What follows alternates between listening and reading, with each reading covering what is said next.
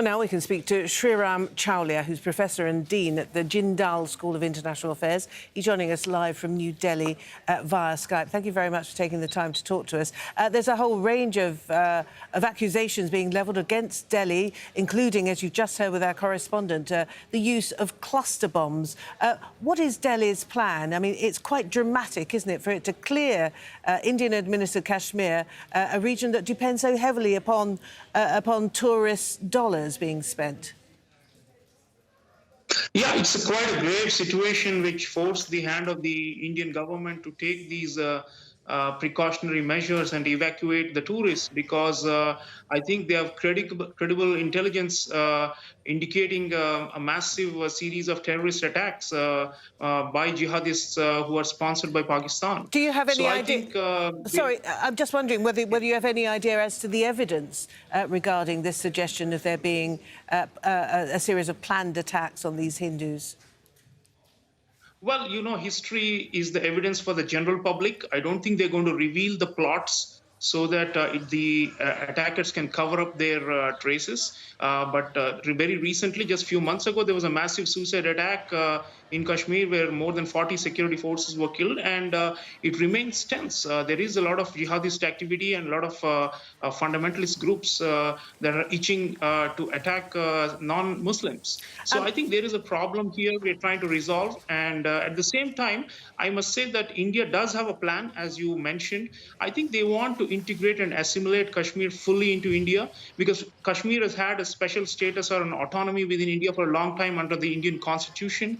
Under the newly reinvigorated leadership of Prime Minister Narendra Modi after the elections, they're looking at, taking preemptive measures to sideline these separatists and the secessionists, and to use security as well as other developmental means to try and, integrate Kashmir better. So I think that's the long-term plan. What you are seeing now at the border, what you're hearing from your correspondent Islamabad, that they are, preparing for war, all these, in a way, is a theatrics. And I think what will really happen in the long run is, cleaner assimilation of Kashmir into India, which is, I think, Mr. Modi's long-term goal. Right, but it does seem very much as though Mr. Modi's government is approaching Indian-administered Kashmir as a security issue rather than a political one. No, I think, see, what will happen is that in the last few years, there has been an uptick in extremism and terrorism. So they have a two-pronged approach. They will try and marginalize these secessionist groups, which are itching for either independence or to join with Pakistan. And then they will open a dialogue. The dialogue is going to happen at different levels. But I think the first move is to try and avert, massive suicide attacks and these kind of things that in the past have completely spoiled the regional security atmosphere. Do you think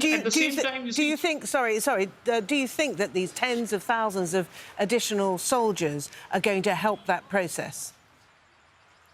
Oh, most definitely. You see, what happens is that, Kashmir is sparsely populated, but it's a fairly large territory, and it's mountainous territory. It's the high Himalayas. So force presence has helped to, repress major attacks and to foil plots. So that's necessary. But at the same time, even at the border, the line of control, there has been firing, and India is claiming that we have killed 4 Pakistani intruders and infiltrators. So that's the other problem. So one is the terrorism that's being perpetrated, some by disaffected Kashmiris themselves within India, and the other is the infiltration of jihadists and fidayeen kind of suicide attackers from across the border. So to cover this, long line of control and to make it immune to these kinds of attacks, I think some kind of preemptive measures are necessary. I think Modi, after the election, is looking at trying to resolve this problem once and for all. And I think he's got, keeping his